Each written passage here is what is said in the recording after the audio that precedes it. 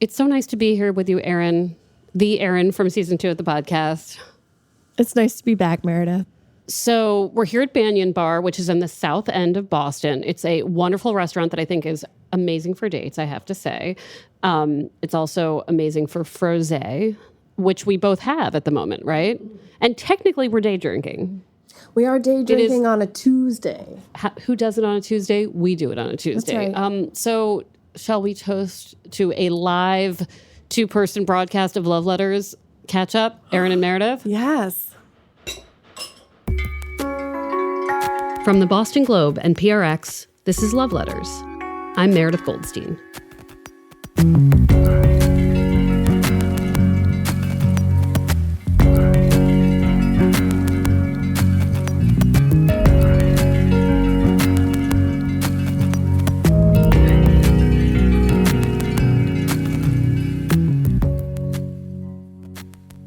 We're back today with a special bonus episode of Love Letters, featuring a very special guest, our friend Erin, who so graciously allowed us to chronicle her dating life on the podcast a couple years ago. If Erin is a new voice to you, go back and listen to season 2 for the backstory. A few weeks ago, Erin and I sat down for a drink together. It was so great to see her in person. I wanted to check in on her dating life since we'd last heard from her on the podcast. She's one of the bravest daters I know, and I had a feeling she'd have some pretty excellent reflections for us as Hot Girl Summer, or what was supposed to be Hot Girl Summer, comes to a close. I was not disappointed. I hope you enjoy our conversation. This is not the first time I've seen you during whatever we're in right now, but we took a lovely walk in a cemetery. And all year and a half, I've been watching incredible videos of you roller skating. Yes. I found a pandemic parking lot near my house. I call it the pandemic parking lot. And I would just go after work and roller skate in circles. And it made me feel really good. And that's how I sort of dealt with the mundaneness of pandemic. All right. Well, I want to start from the beginning because last we left you, it was the end of season 2. We followed you through some good dates, some bad dates, some no dates, some taking of classes that led to more no dates. You were truly taking one for the team as a woman in her 40s in Boston, showing us how difficult, fruitless, but sometimes fruitful it can be to seek out a partner. And at the end of that season, you had started dating someone who we called Art Dad because he did art. Yeah, it's so funny because I just remembered how I ran into Art Dad the very beginning of 2020, right before the pandemic. Right before the pandemic. But for those who don't know, if you didn't listen to the live recording that we did for season 2, Erin did tell everyone that at that point during that recording, she was no longer seeing Art Dad. And so it was a relationship that was lovely but did not last. I believe you said it just wasn't really there in the ways that it needed to be there. Yeah. And we broke up the morning of the live show. Yeah, like she literally drove in to record the live show and was like, I just ended things with Art Dad, and was incredibly graceful about being respectful, talking about it, knowing that he might be listening. And then at the beginning of 2020, you got in touch with me to tell me you like randomly ran into him in Boston, which is not that hard in Boston because it's like a pretty small place. But it's weird because he lives in the North Shore and I was at a show in Cambridge and it was like a bunch of, one was like this great Madonna cover band. It was in January and he walked in the door and I told Meredith, like, he'd just gotten a haircut, looked really cute. And Meredith said, I bet he's really glad he got that haircut. Right. Well, I think I also asked you, like, knowing that he looked good and that you were like psyched to see him. And I was like, do you have any regrets about ending it? And you were so classy about it. I remember you saying, like, I don't regret ending it, but I'm so happy for him looking good and doing the town. Yeah. Yeah. And I still feel kind of bad about how things ended because it was kind of clunky, but I don't think there's ever a really great breakup. But he was just concerned that he didn't want it to be sort of exploited on the podcast because he knew it was going to be the live day. And I said, I wouldn't do that anyway. So let's set the scene. Lockdown starts. The world gets weird in 2020. Where was Erin from the podcast when that happened? Single, dating? I was dating casually. So, which I Yeah. So I decided at the beginning of 2020 that finding a relationship was still really hard. But I still wanted to go out. So I decided I would just date casually. So I was dating a few people casually. And then lockdown happened, and I had 2 roommates, and we all had to consider each other's well-being. And so I decided I had to end those casual relationships, which wasn't a huge problem. But so I was just in quarantine and in pandemic, working from home and being single mostly, or being single for sure. One of the most common questions I got before the pandemic from people for the column was about dating fatigue and being so exhausted, which is something we talked about a lot during the season you were on, just that feeling that you always have to be swiping. And if you're not swiping, you might miss somebody. But if you are swiping, it can be terrible and you're tired. And did having that sort of order, stay home, don't date, was that at all, I don't know, like recharging? Yeah, it was recharging, not just with dating, but within my life. It gave me this permission to really slow down and to really, because I was like, oh, well, I can't meet new people and I can't run around making plans, being exhausted all the time. Now I have to slow down. Okay, but so fast forward to 2021, vaccines were on the horizon, and you were one of the first people I saw after having one vaccine. And I believe you had had one because you were J&J, and I was a Pfizer girl. I like to sing that New Kids song, oh, she's my Pfizer girl. It kind of works with, anyway. So you looked at me and you were like, this is the summer.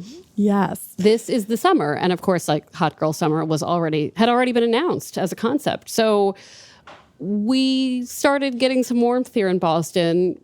Tell me what the plan was at that point. Yeah. So I got vaccinated in April, and I had made a decision that as soon as I got vaccinated, I was going to get back online because I was like, I want to go out. I want to experience new things. I believe you might have wanted to have sexual relations. I wanted to have some sexual relations. You're like, I wanted to experience a new hobby. I wanted to knit. I'm trying to forget. I'm trying to remember that I'm 47 and I don't live under my parents' guys, because they can't even find the podcast unless I send it to them. I wanted to have some sexual relations. I wanted to meet new people. I wanted to maybe have Hot Girl Summer, even though I'm mostly tired girl, and I feel like I'm a little too old for Hot Girl Summer. But then I remember, like, anyone can have Hot Girl Summer, even dudes. There are no boundaries to Hot Girls. It's non-binary summer, I should say. But yes. So, and I believed you. I mean, I was like, this person has the energy and the drive. So how did you start? Because when we swiped for you, we were on OkCupid. What were the apps that you used? Just Tinder. Yeah. And we know down to it. Right. Tinder, we all know, is a hotbed of confusion, and it's primarily the hookup app. That's what it was created for. I know people who got married after meeting on Tinder, so who knows So do anymore? I. And as people know who've been on apps, there's a dating cycle. There's an app dating cycle that someone on TikTok illustrated recently. And it's, you get online and you're really excited because it feels brand new. And you get a lot of interest and you have some conversations, and then conversations start drifting, and then people start ghosting. And then it's really hard to like actually meet someone in person. So I feel like in the past, it hasn't been as hard to meet someone in person, and this time around it is. And it's not for fear of COVID. It's just people can't get out of their own way, it seems like. I would have thought that people would have been like, oh my God, I finally can meet someone in person. That's what I thought. I thought I was going to be encountering these men who had done a lot of soul searching during a global pandemic, and realized they wanted to meet people and realized they wanted to expand their horizons. But it was the same shit, sadly. But in the beginning, I was impressed that you had a bunch of dates, and that, well, I guess this is a good time to unveil the spreadsheet. So talk to me, when you are actively app dating and you have multiple conversations going, perhaps at once, and you're trying to remember stuff, sometimes it helps a girl to have a spreadsheet. So I would not have done the spreadsheet, but we were having coffee with our friend Kumar, and he said, I can't keep track of all these people. Will you please create a Google Sheets for us and share it? And I said, yes, I will. So I created a Google spreadsheet, and the tab of active of people I was actively talking to or had met, I called like current guys. And the guys that I had met and had ghosted me or had been talking to but never met because they wasn't going to work out, I titled that tab Dead to Me. And so... But there would be these great notes of just like, person, occupation, pool boy, notes. It was really an organized, beautiful thing. Yeah, I put their age, their location, their profession, and then details about them, about the conversation, about the dates. One of the things I remember you telling me, and this would have been probably May, June, when you had a lot of these initial dates after the vaccination, was that you were getting a lot of attention from younger men, which I think has always been the case for you. Yes. I mean, in these apps, you put down what age range you want to look at. And I put a pretty wide age range, so I'm 47 and I would put mid 30s, but then I started doing 30 and up, which I know sounds really young, but they were interested. And I don't know if it's that whole, and I don't want to categorize everybody as being the same, but a lot of these dudes that I met that were in their early 30s seemed to know what they wanted, not just sexually, but they knew what they wanted in life, but they were also still working on things. So, but it was fun. I had this one guy I went out with who I still am friends with, and nothing ever happened romantically, but he actually planned a proper date. He made reservations for more than one place. I want you to talk about this date because Yes. I couldn't decide whether this was romantic, exciting, or totally exhausting as a concept. So it could have been exhausting after coming out of quarantine. Doing one thing is exhausting, but it was actually great because it was a Sunday afternoon. It was in the Seaport area, and it was places I had never been because I sort of avoid the Seaport because to me, I'm like, that's not for me. I'm too old for that. But it was great because he introduced me to a roof deck bar, and we had delicious cocktails. And I had a $17 Mai Tai, and it was delicious. Wait, did you pay for your own $17 So Mai Tai? he had been paying for everything else. So I said, let me cover these cocktails and these delicious apps. And then we walked a little bit away from there and went to this place for dinner. And it was great, actually. I was just really delighted that someone had actively thought about it and made plans. And even though there was no romance, I had a really nice time with him because he's just an interesting person. So fast forward me another month, because I feel like your mood at the start of this hot girl summer situation, hot Erin summer, changed a bit, even after a few weeks, right? That there's this, in terms of the cycle of dating, it's like, oh my gosh, it's been a year and a half. I'm back out there. I'm allowed to be back out there. I feel like I can be back out there safely. And then what happens? I guess the old fatigue set in, and so it's initially fatigue and frustration because I'm eager to meet people, even for a cup of coffee. It doesn't have to be anything complicated. And they would say, let's meet up. And I would say, great, I'm available on Friday or Sunday afternoon, and then nothing. And so I discovered maybe I tried to change my approach where I would say, I'm interested in meeting up. If they had sort of, I tried to change my approach to let them drive the date. I tried to step back because I tend to be pretty forward and pretty direct. And so I tried to be less direct and to make them seem like they had the power, because I felt like, am I taking the power away from them by being too forward? Well, I also have to wonder, one issue that I feel like I'm still having is I was so used to it being okay to not do anything. It was preferred not to do anything. It was responsible. And now I'm I don't remember having the energy to do 5 things at the same time in the same day in the way that I used to, right? I would go to work, maybe get drink with a friend, next step. And now I'll see one friend for lunch and it's great, but I'm like, whew, look at all the socializing I did. So I think for a lot of people, they're trying to date, but they're also seeing their parents and, going to work maybe in an office for the first time in months. And they have all of these high hopes, but they're also exhausted. Yeah. One thing I wondered from my perspective, just answering the column, one thing I hoped was that some of those mid-level steps for dating, whether it's a FaceTime or a Zoom, could continue even though we can meet in person? Like, how would you have felt if any of those guys had been like, actually, I'm so booked this week. Do you want to have like a Zoom on Thursday night? And like, are you interested in keeping some of those steps that don't require a tea ride and a check to pay and all that? Because I do feel like that made dating much more accessible for me, even emotionally, because I didn't have to think about all of the logistics. Yes. I totally agree that I think those steps should stay. And also for safety reasons too. I was talking to someone from Tinder recently, and he actually said, oh, I want to have a Zoom meeting first. I do that with everybody. And I really respected that because I was like, oh, here's a guy understanding that navigating dating is weird. I mean, I have to say that I think I'm way better at Zoom dating than any other kind of dating. I think it's a great approach because people, and especially women I see out in social media, invest a lot of time and energy into getting ready for these dates. And I feel really bad because then they go and the date's really disappointing because we get really excited. And so I really like the Zoom approach because that way you're not investing the time and the energy. You're just sort of getting to know somebody. And so it makes it a little less painful if it's not going to work out. So how would you characterize your more recent dating experiences? And just for the record, we're recording this at the very end of July. So a little bit of time in between, but where are you now? So I've deleted Tinder about 75 times from my phone, but it's back on my phone again because, it's still summertime, so I still want to go out.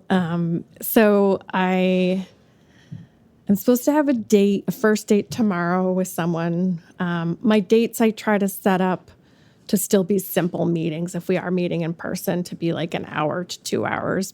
2 hours is a lot, but because it is exhausting.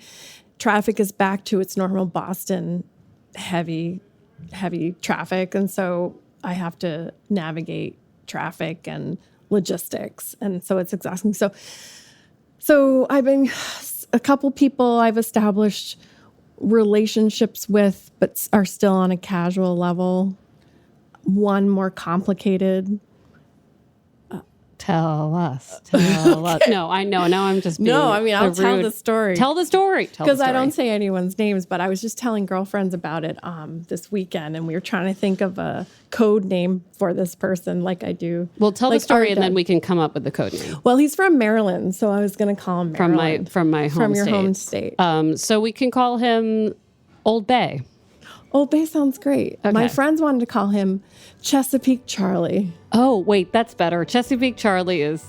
I thought it was a little too campy, but I do enjoy camp. I love camp. I do too. So I'm like, okay, guys, so we'll just call him Chesapeake Charlie. Yeah. We'll be back with Erin and Chesapeake Charlie after a quick break.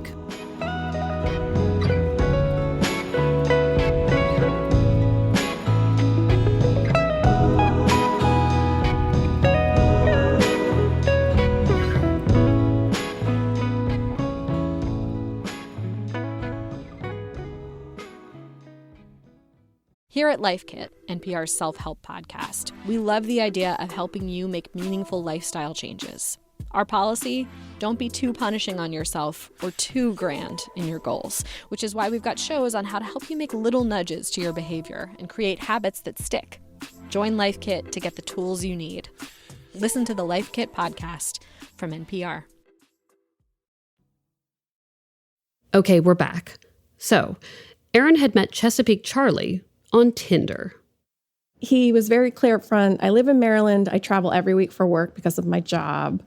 But I am located in Maryland, but I never want to, I'm not a person that wants monogamy in my life anymore. I've already had that. I have children, so I don't want that in my life. And so being, when I approach dating, I, of course, would like a partner, as everyone knows from very second season.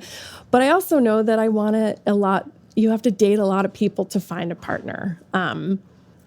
Or, you're set up with one. But for me, it's dating a lot of people. So I said, well, I really enjoy his company.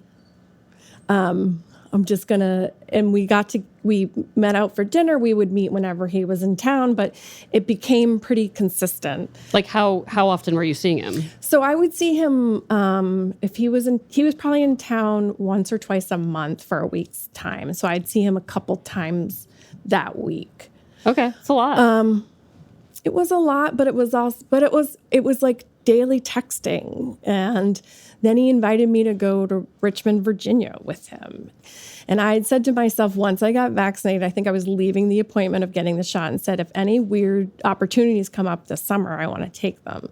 So I got invited to go to Richmond, which is a city I'd never considered. My friend lives there, which I had forgotten about because this vacation, it's not a vacation, I worked from there, but like this trip came about in under a week at the end of the day. And so we went, I stayed with him. He flew me down. I mean, he paid for the flight, and it was a wonderful week, but I only saw him like 3 hours out of the day because he worked so much. And how many days? So I was there from a Monday to a Thursday. That's like a lot of time with someone who's not like in your life. Well, that's the thing. Like, I'm not the kind of person that travels with a guy. I've been single for, I messaged my doctor and said, I need a little Valium because I don't share sleeping space with people. I am a single person. I don't travel. Plus, I don't travel well. So flying, I need a little Valium. But it seems more significant. He actually presented it to me as, hey, it's a different city. It's a different Zoom background. It's a different kind of, and I said, yeah, I'm going to do it. And so he would he would be gone for basically 12 hours of the day. So I would work from the hotel and then go out and explore the city, or go out with with the friend that lives there, and she showed me the city. And it's an awesome city. There's a ton of art there. I went to your favorite bookstore. Yeah, one of my Fountain Bookstore in Richmond. Whew, love it. And so then he would get back from his day of work around dinner time, and we would go out like a couple. So it was like playing couple, and he would like hold my hand, and he'd pay for everything, which is like lovely because I'm used to like just, footing the bill myself. So it was like playing a couple. So I understood like this could be messy and complicated, but I enjoyed it. I said, I'm just going to enjoy it for face value. How long ago was this? This was about a month ago. So I know that he was very upfront about maybe not wanting monogamy and that's this kind of thing. Were you thinking, like, as this progressed, like, oh, well, maybe this could be something more exclusive? I wasn't, because I really felt like he was clear about not wanting to be tied to one person. But listen, I'm all for open relationships and being honest about that kind of thing. But were you concerned about how to set limitations? I wasn't, because I felt like I was we were just dating. And I knew that he would never be partner material just because of the way that he traveled weekly for his job. He's someone that doesn't want to be tied. So he told me he's someone who doesn't have a set relationship. He'd already been married and divorced. He was never faithful to his wife. So it was like, I approached it being like, there's a lot of things about him that I don't love, but this is just for the summer and it's fun. And so I would try not to invest too much thought or feelings into it. So then what happened after the trip? I get a text on a Sunday night. It was like 10 o'clock on a Sunday night. I was settling into my evening ritual of TikTok and trying to fall asleep. And I get this long text from him, and I had to sit back and read it about 25 times. And I sent a screenshot to Meredith because I was like, I need help processing it. Yeah, meanwhile, I was like, what? Like when I read it, I was like, there is nothing. I had to read it like 100 times. Yeah, too. And and then I don't talk to Meredith a ton, but like I sent it out of the blue, and I was like, I just need someone to process this who knows me and sort of knows my history with relationships. I mean, I wanted to frame it a little bit as like a text that truly stumped me in terms of because already we can say, why don't you give everybody the gist of what the text said? So the text says, so he was supposed to be coming to Massachusetts that week, and so we were going to be getting together. So I assumed it was a sort of a planning text or something. And it said, I just want to give you all the information so you have I wanted to tell you some things so you have all the information going into this week. I have a girlfriend and we own a house together. Yeah, not the non-ethical non-monogamy that you thought you were taking part in. I mean, without being too specific so that no one is identifiable, I got the sense that he was basically saying, I have a girlfriend, we own a home together, there is an openness to our relationship, but I am supposed to tell her when I meet someone like you, and I have not told her. Yes. And I do not intend to tell her. Yes. And also, I didn't think it was going to be a big deal because I thought we were going to be casual, and now I keep seeing you. And then it was sort of like a, sorry for the confusion and hope that's cool, and I like spending time with you. And I was like, go fuck yourself. I mean, well, I didn't, this was the text you received, so I could not say go fuck yourself. But I believe the spirit to which I texted you back was he can go fuck himself. So I don't know, but like, to me, it's like, great if you want to have an open relationship and see other people. But the idea that he was like, I have that and have not told my partner, and nor did I tell you that I am actually committed to someone. I told you the exact opposite. I can't remember what you did. So I did nothing for 3 days because the other nice thing about easily living through a pandemic is that you have a lot of time to slow down. And I realized like I allow myself now to slow down and really process things instead of feeling like I'm required to answer a text right away. So I finally reached out to him 3 days later and said, basically, if you're in a polyamorous relationship, you're supposed to tell people up front. And so I didn't sign up for that. So you didn't respect me to give me all the information when I first met you so I could make my own decision. What did he say? There was a lot of back and forth. I was really mad, as you can imagine. Even though like I understood it was casual, but I still feel like even common human decency, you're supposed to tell people what the truth is. Right, and being casual doesn't entitle you to be a liar. Exactly. So I was like, you're a liar. I don't want to see you. I don't want to be your friend. I don't know what you want from me. And I think he's the kind of person that really likes to live in a messy situation. And that's not how I want to live my life. Like, plus I feel bad that she doesn't know about me. I don't want to be that way to another woman. You know, I want to respect everybody in the situation. I'm sorry. I'm glad you got to see that independent bookstore in Richmond, though. Well, that's the thing. Like, I don't regret the Richmond trip because it was wonderful for me. Like, the time I spent with him is kind of neither here nor there because I just made it a great trip for myself and got to see a friend and got to see a lot of art. You mentioned that one of the ways you've changed during this is like giving yourself time to respond, right? That before it's like the immediate response, and now it's like, okay, I actually am allowed to have time to process.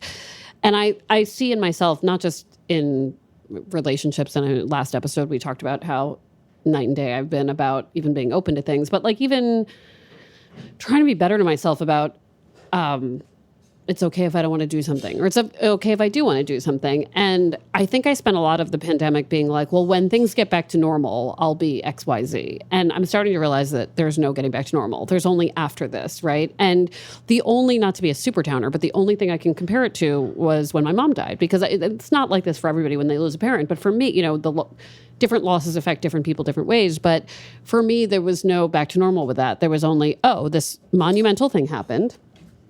So now I'm just different, and I'll figure out what that means. And I'm sure that will continue to happen in my life with different things, both good and bad, right? And so I'm still trying to figure out like what it is. And I think there was a big fear that I was making choices based on the pandemic, right? Like, well, what if my whole, you know, I said last episode, like, what if my whole, I want my heart to be open and all these things, what if that returns to normal, quote unquote normal. And I, this is normal, whatever this is. And like, when we first met you, you were talking about how to partner and if it was possible and how to set up your life. And I just feel like the last few times we've talked off podcasts, like just as people who know each other, you seem to be talking about your life like really holistically, like where do I want to live? Like, what do I want to do? And partnership is certainly a part of that, but it's not even in your, like, even now at 47, Or like, wherever I go, there I am, no matter what, and who joins me. Like, I don't know. There was something different about the way you've been talking about it, about pursuing those things without waiting, with or without a relationship. That was a long rant where I just psychoanalyzed you, but am I right? like it. You do? You yeah, did? I'm into Okay. it. I think I realized with being in my rental apartment for a full solid, I mean, I've been there now 5 years, but being in there 24 hours a day through the pandemic, I was like, this space is still temporary, and I don't want to continue to live with a temporary mindset. I finally became ready, and then my job is finally secure for the first time in a really long time. I've been there a year and a half, and I was able to save some money and feel like I had some stability in my life. And I decided that I wanted to try to buy something like a condo or something just that's mine. And I never had felt that way before, and I'd never been financially at that point. But because we got some of the stimulus money and because I got a bonus at work, I was able to save a little bit of money. And so then I finally felt like, now I want to have a space of my own. I'm ready to do that, and I'm going to do it because I'm not going to wait. I know we were also talking about family and like actually being able to spend more time with your parents and being able to see them safely this year. I don't know. It seemed to take on a different meaning. I mean, I think about getting calls from you during season 2 where you're like at your family's house being like, I am single and in my family's house and it is Thanksgiving and I'm going to throw the phone at the wall. And like, I don't know, there was just this year, like whenever you would like post from there or text from there was like a gratitude that it was there. Yeah, there was a shift with I was super grateful that my parents were sensible and safe and close by. I always valued it, but I could really see how lucky I was. I realized through working with a realtor that he said, if you have the opportunity to move home and squirrel away more money, and then we can look in the wintertime, we should do that. And so my mom had mentioned it, having me move home. And I was like, that's crazy. 47, living at home with her parents. But then because I had seen so many people doing it, I was like, I think that's a good idea. In a month, I'm going to be leaving the apartment I've been at for 5 years in Arlington. My other roommates have moved out, one with a partner. The other one bought a condo. And I'll be living in New Hampshire, which offers a whole new dating pool. Yeah, I'm pretty excited about, well, you had gone home to New Hampshire that one year. And I remember I pictured you meeting somebody at your, like a high school bar I had dreamed up, a fictional high school bar in a rom-com that didn't exist. But I do feel like being in different places and seeing yourself with different Zoom backgrounds, as we might say now, I don't know, can be helpful. Yeah. I did spend, like, when I was home, I did go home for a 2-week span last year around Thanksgiving, mostly just to get out of my apartment.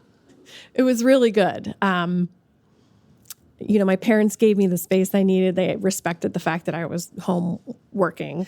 And so when I move home too, I'm not totally sure if I'm going to keep dating or if I'm just going to wait till I get through that period of time. My dad said, this will be a great transition time for you. And I was like, oh, that's a good way to think about it. I love that.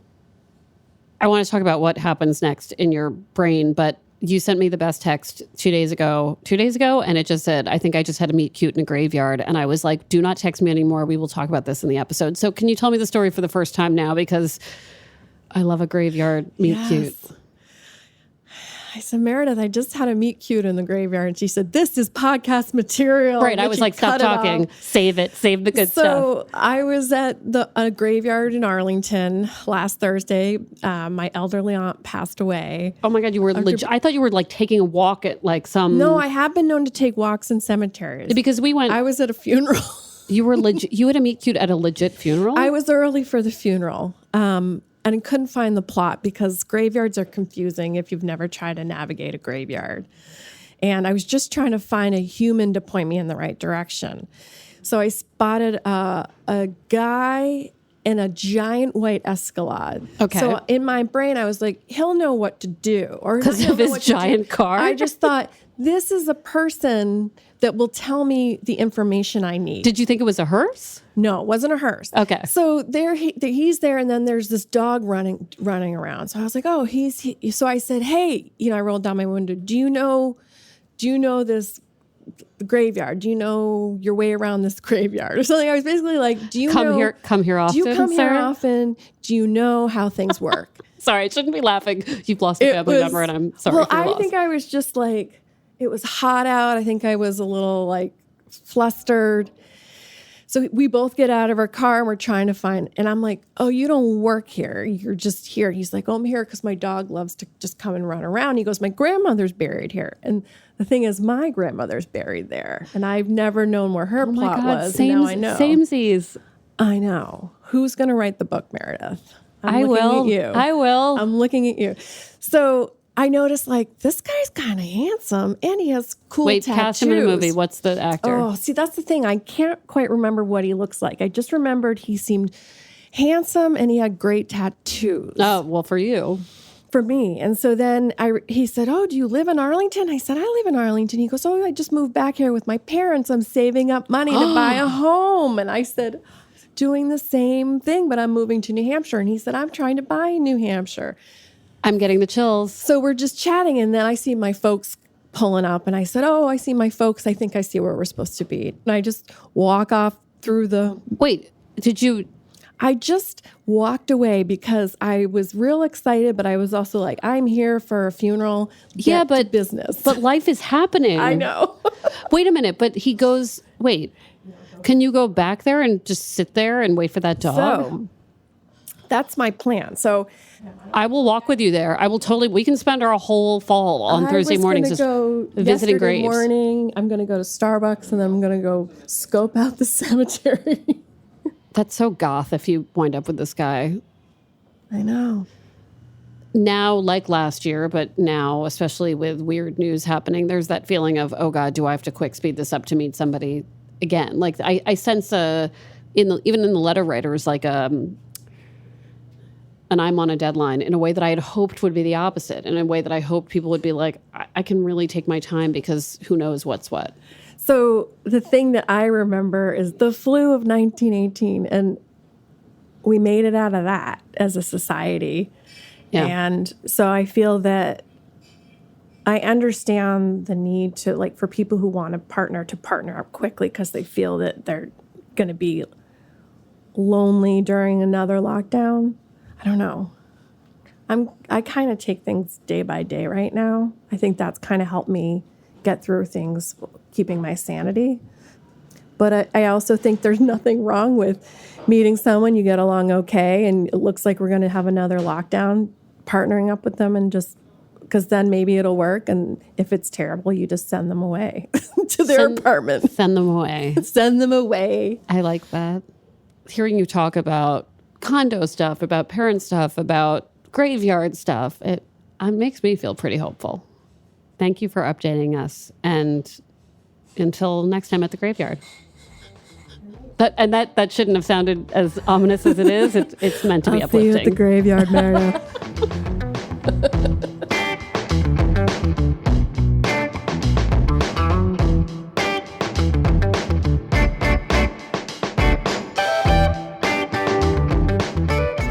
Love Letters is a production of the Boston Globe and PRX. Today's episode was produced by Caitlin Harrop and Scott Hellman.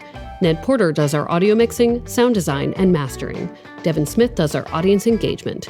Love Letters illustrations by Ashanti Davis. Check them out on the Love Letters Instagram. Special thanks to Brian McGrory and Linda Henry. Our music is from APM. And if you like the show, please leave us a review on Apple Podcasts. Love Letters is also an advice column, so send your love and relationship questions to loveletters@boston.com or online at loveletters.show. Wasn't it Mary Shelley who lost her virginity on a grave? Oh, I think so. It's too late for me on that one, but...